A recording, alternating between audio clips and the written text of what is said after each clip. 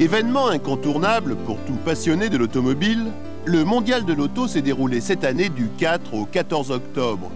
10 jours pour rêver, s'intéresser et pourquoi pas acheter l'engin de ses rêves. Depuis 1898, date du premier salon qui s'est déroulé aux Tuileries, à Paris, la petite réunion est devenue l'une des plus grandes expositions mondiales. En effet, cette année, 92 ans après les débuts, le salon aujourd'hui occupe porte de Versailles à Paris 220 000 mètres carrés à l'intérieur, 30 000 à l'extérieur et regroupe 1022 exposants, tant pour les équipements, les autoradios, les véhicules industriels, les autos de tourisme, bien sûr les 4x4, sans oublier les autos anciennes et les occasions. Bref, un tour d'horizon hyper complet sur la passion qui nous rassemble. Pas de très grandes nouveautés cette année, mais c'est du côté développement et amélioration de la gamme que la majorité des constructeurs avaient dirigé ses efforts. Chez Santana, le constructeur espagnol qui monte les Suzuki en Europe, 2 modèles déclinés en de très nombreuses versions, du 4x4 rustique à la berline de grand luxe, pour tous les goûts, à tous les budgets. Chez Citroën, la ZX Rally Raid est prête pour le prochain Paris-Dakar. Mais pour tous les jours, la Dallas, créée par Jean-Claude Rubon, il y a 6 ou 7 ans, se présente en 2 ou 4 roues motrices, motorisation 205 Peugeot, look Jeep de la grande époque, en fait une auto 100% française, destinée à rouler chez nous, sous le soleil. Toujours chez Peugeot, Henri d'Angèle transforme les berlines de la marque de Sochaux en 4x4 luxueux et efficaces.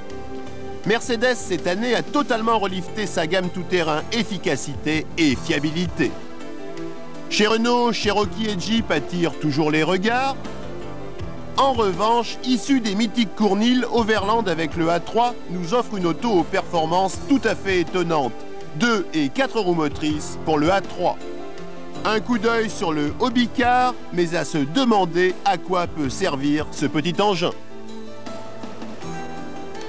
Chez Rover, on bouge beaucoup depuis 2 ans. Le Range reste toujours la référence, même si l'on parle d'un nouveau modèle pour l'année prochaine.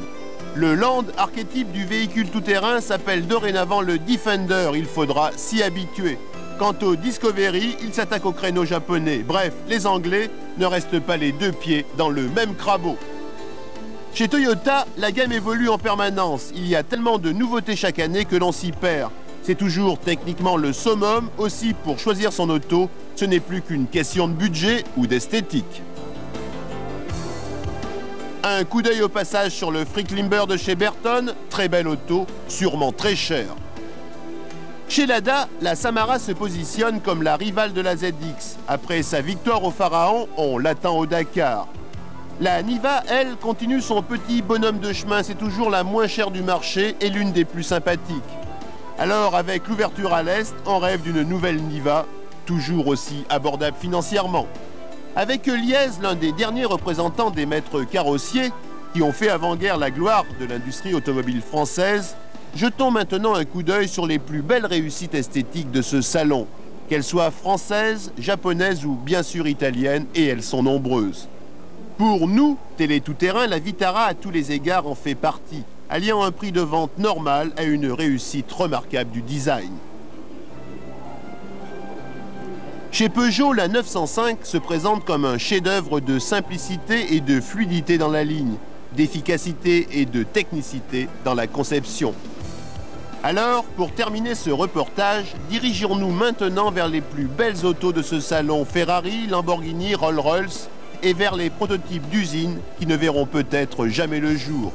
Toutes sont de véritables œuvres d'art qui se passent réellement de commentaires.